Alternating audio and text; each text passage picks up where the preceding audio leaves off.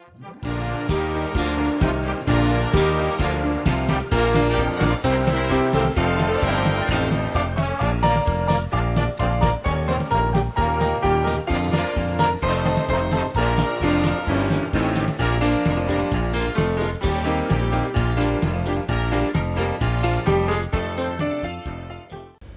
this is Chef Dave Bishop from Chef to You. Welcome to my kitchen. Have you ever had Baked Ziti? Maybe you eat it at a restaurant or at a church function. Somebody brought it for a Sunday brunch. Let me show you how to make some fresh Baked Ziti. You really enjoy this. You can make part of it ahead of time, the sauce. You can actually make the whole dish ahead of time.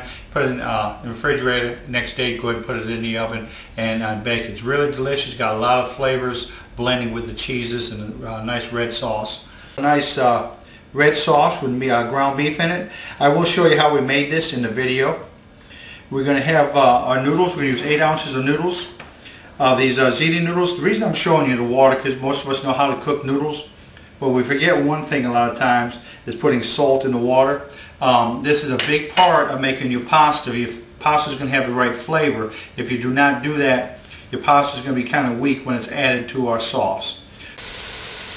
We'll start out with 1 pound of ground beef. We're going to do the typical browning of that, and we'll take the fat off of it. Try to use an 80-20 or above. Just remember you use this 75-25, you have a lot of grease, and make sure you get all your grease off. I browned the meat off. I've degreased the meat. We're ready to add our onions. This is 1 small onion. Let's stir this around. Let this cook for 3 or 4 minutes. Going in with our herbs and our seasoning. Start with 2 tablespoons of granulated garlic. You can use fresh garlic if you choose. We got a ½ teaspoon of salt, 1 tablespoon and 1 teaspoon combined of sweet basil. We got a ¼ teaspoon of black pepper, ¼ teaspoon of dry oregano. Mix this up. Now this is a little different. Some cooks do not do this. I like to put the seasonings in my ground beef. That gives my ground beef a good flavor. What's going to happen is the seasonings will go into our sauce and give us a good rich flavor on our meat and our sauce. Beef cooked with the herbs and spices in there. Now let's go ahead and add our tomato products. This is 1 26-ounce can of crushed tomatoes. You can use whole tomatoes, just break them up yourself if you want a little bit chunkier, or you can use a diced tomato also. Then I got tomato sauce. Let's stir this up.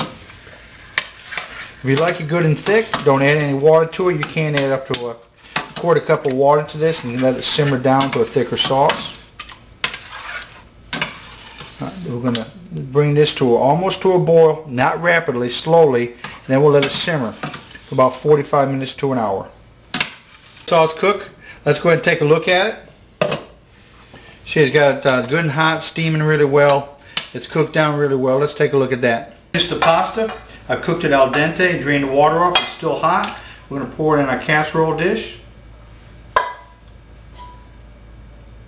I have these 2 dishes here. We can also make it in one of these, make them individual for people. Tonight we're going to make it in our casserole dish right here. And stir up our ziti noodles real gently with the sauce.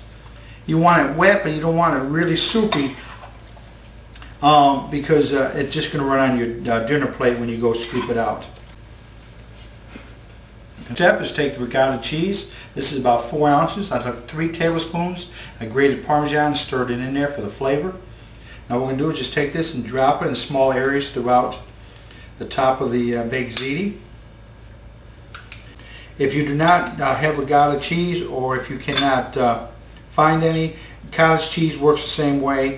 It's not as firm, but it's got a great flavor. Used it many times through the years. Okay, now what we're going to do is take this spoon. We're just going to gently stir the ricotta cheese into the dish. We want to get a little bit underneath the noodles in the sauce, but we don't want to break up our noodles at the same time. I zoomed in with the camera to show you what the ricotta cheese looked like. Blended in, the noodles didn't get broken up. It's good and firm. It's going to be a great dish. Let's go ahead and take our mozzarella cheese and sprinkle that across the top. This is about 3/4 of a cup maybe. That's personal preference how much you want. If you want it good and thick, go ahead and add some more. Our finished dish, 350-degree oven. for about 20 minutes uncovered. These fresh out of the oven. It's a nice look on the cheese, a few brown spots. In the restaurant business we call resting.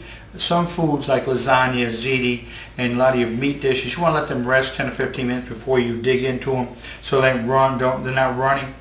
So let's go ahead and let this rest about 15 minutes. We'll scoop into it and take a look at it so you can really get a good idea of how beautiful this dish is. You can take a look at it. I'm going to get a nice big serving, put it in this dish right here. Let me go ahead and show you in our dish right here the nice moisture that's still in there for the noodles and not broken up.